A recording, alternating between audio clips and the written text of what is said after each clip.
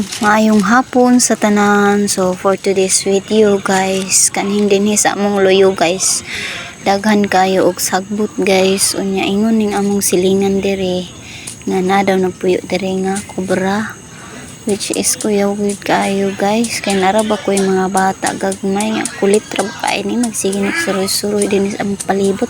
Dayon dinhi mao ni akong kalingawan og hapon guys, kay ini akong sige gunagunahan ani guys, kay siyempre mura ni ang solusyon para dita kuyan og mga mananap nga mga lala nga mga nanap guys, sama anang mga kobra guys. Kus nako, pwede ta at na matigi guys ug mapaakan ta na guys. Muna ako gid ni siyang gigunagunahan guys, kay nakita ninyo nga grabe kadaghan.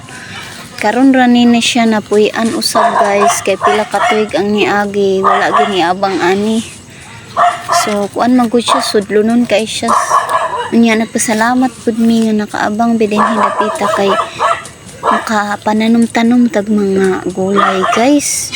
Dili ra pud kay gansi atong abang, kay maka harbis pud ta diri mga gulay ug makatanom ta guys. Magkinugihan lang gid guys, makalibre gid ang pagkaon ug sudan guys. Kani din hidapita guys, tamnan nako ni og balanghoy. Then kuan dayon mga kamuti, string beans. So unta makakita na tag similya sa string bean guys, kay gini akong hilig guys. Gusto gid ko nga amo bitong maabangan, may matamnan-tamnan, kay kung kana bitong layon bitaw ta guys, kapuyo na ta maggamit-gamit og cellphone.